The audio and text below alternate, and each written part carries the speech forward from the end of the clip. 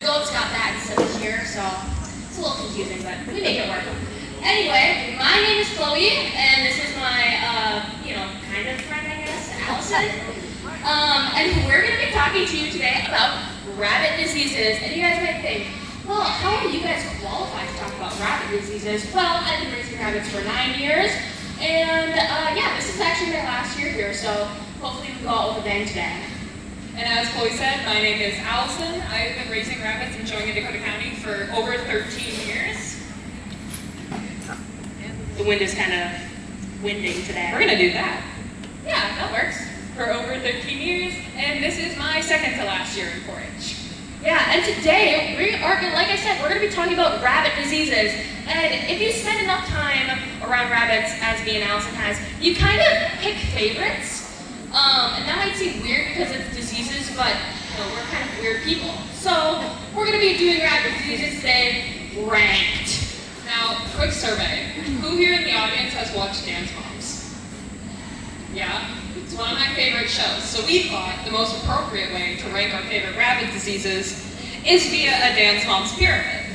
Yes. So we have 6 diseases here, and we're going to talk about our favorites, ranked. Just like Abby Lee Miller, we're going to start at the bottom of the pyramid and work our way up. Yeah, I'm not a huge Dance Moms fan, but Allison vetoed me on that one, so. Allison, why don't you go ahead and show us who's on the bottom of the pyramid today? Healthy rabbits. Hold up. Don't we want our rabbits to be healthy? I thought that was the point. Yeah, but we don't have anything to talk about, so. You're right. Healthy rabbits are on the bottom. What's number 5, Allison? We have snuffles, also called pasteureliosis. Now, this is caused by the bacteria Pasteuria. The signs of this in your rabbit include sneezing, white discharge from the mouth, a decrease in growth rate and production, and overall just sadness in your rabbit. As you can see, we got snuffles right now. So, the treatment is antibiotics, most often amoxicillin. This also helps prevent any secondary infections from coming on, because snuffles very often causes pneumonia. And once a rabbit gets pneumonia, they're basically dead. Now, to prevent this in your herd, you can improve ventilation, call any sick animals that often are prone to this, improve your sanitation, minimize stress, and quarantine any animals before they come into your herd. Or like we do today, just blow their nose. Now, it's my turn to pull off a piece of paper. I'm very excited about this. All right, Allison. Our 4th disease, top 4, is sore hocks. Now, this, I will say, is probably one of the most common diseases. Any rabbit breeder you know will have at least one rabbit who has had this in the past. Now, sore hocks is ulcerated foot pads or sores on the hocks. They named it very well. So, sore hocks, as you can see by Allison's rabbit there, it's got a bad case on its back leg. Sore hocks is when the fur on the foot pad is too thin, or your rabbit might be too big for its foot pad, aka it's fat, overweight. Now, Allison's rabbit here actually has another cause. This rabbit is very nervous, so she runs around all the time in her cage and wears out her pads. So, one way to treat this is by leaving some solid surfaces in your cage. We have some examples here. This is a lovely tile from my garage. Ignore the spider web. And this is a foot pad. You can see on the foot pad, there's holes in it because when the rabbit has to go, the rabbit's going to go. Now, one negative with the tile, I will say, is that, again, when the rabbit's going to go, it's going to go. And it's going to go on that tile if it's in its bathroom corner. So, I like the foot pads personally because they're easier to clean. Now, Allison, I think we're at top 3 here. I'm pretty excited. I'm getting excited about this. Okay, so as you can see, our pyramid's winding down here. In 3rd place, conjunctivitis, which is also VPI, or more commonly in humans, known as pink eye. If you're wondering what that looks like, this is Chloe when she had pink eye 2 years ago. I'm cured, don't worry. But in rabbits, it often looks the exact same. It is pink, irritated, red, matted, goopy eyes. Just not fun looking eyes. It's caused by an inflammation of the conjunctiva. This blocks the tear ducts, which causes the redness and irritation. And it is also often caused by respiratory diseases. So diseases will block the tear ducts, ergo, pink eye. Now the signs of this, as I already said, you got your red, irritated, gross looking eyes. Just like Chloe had, and just like our rabbit has, if the wind will cooperate with us. The treatment is eye drops, or as I struggle to say, ophthalmic ointment. So if you give your rabbit tear drops around 3 to 4 days, once or twice a day, it'll help cure, just like that. Prevention, you gotta control respiratory diseases in your barn, eliminate sources of trauma, and once again, quarantine animals before they come into your herd. Okay, top 2. Yeah, I had to quarantine a bit after my pink eye stint there, but I'm better now, so trust.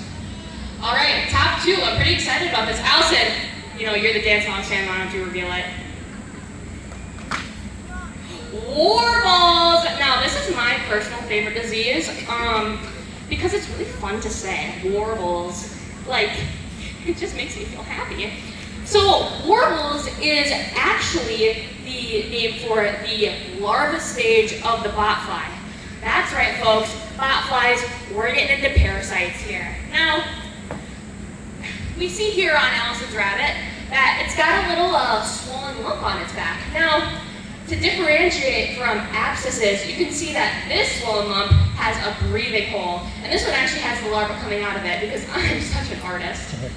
So these will be around the neck and the shoulders typically, and the way you can tell it's because it's got a breathing hole and the worm is in it. Ugh.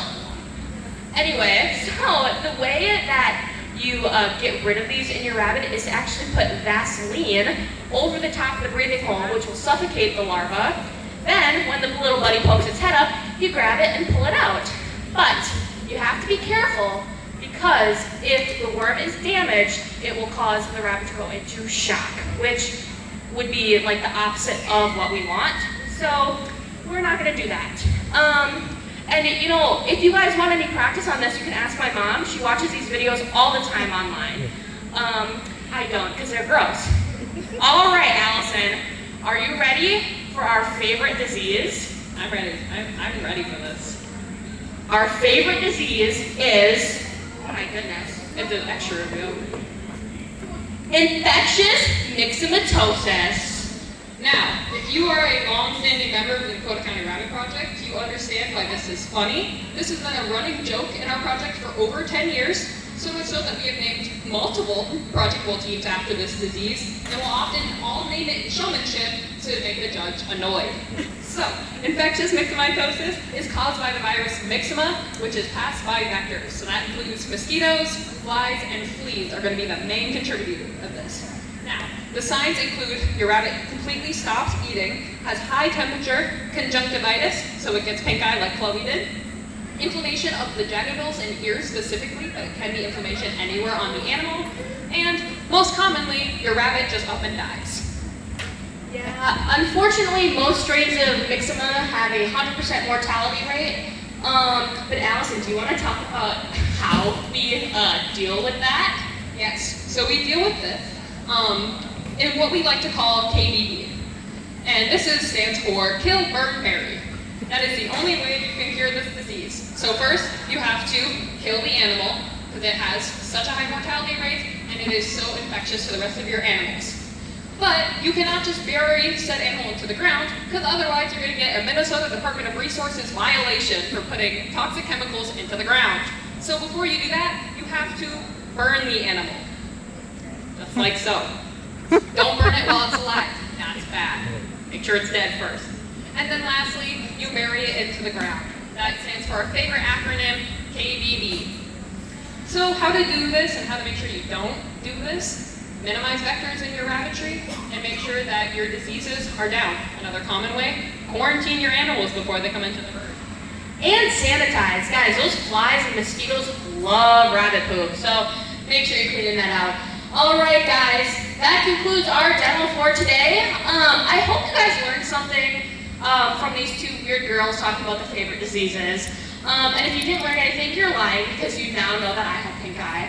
So we're gonna open up to questions from the audience. If you guys have a question, raise your hand. I'll come over with a microphone. But if you're gonna talk, you might have to come down because I'm not going all the way to you. Yeah. Have you ever had to KBB one of your rabbits? That is a great question. No. Infectious myxomatosis is not that common in Minnesota. It's very common on the west coast, California and Oregon, and usually in the warmer months of like May through like October. So thankfully no, but it is still a joke with our county.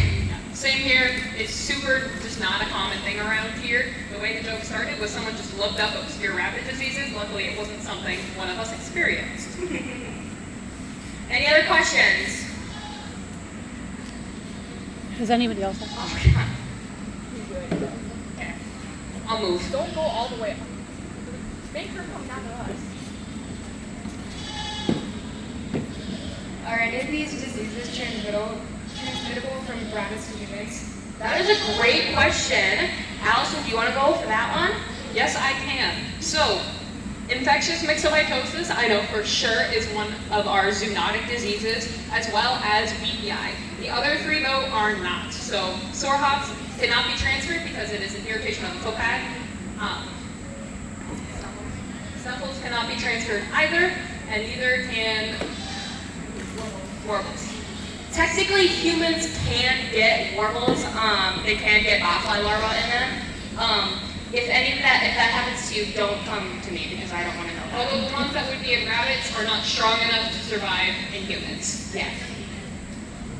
That was All right. a really good question. Yes. All right. Any other questions? Oh Lord, you do again. This is my mom. Have you ever seen a botfly in a rabbit, Allison? Thankfully, no. I really try to keep up my strict sanitation and minimize the vectors in my rabbitry to ensure that I don't end up seeing them. I have seen other parasites, but not in my own herd. I've seen them in other people's herds. Yes, and she only knows that I haven't because she's my mom. So no, I have never seen one in person, but on her phone I have seen it thousands of times. Any other questions? Oh, jinx. That's good. Yes, No. done. Thank you all for watching Yes. today. We hope you learned something. Thank you If so have much. a question, you can come find us. Yes.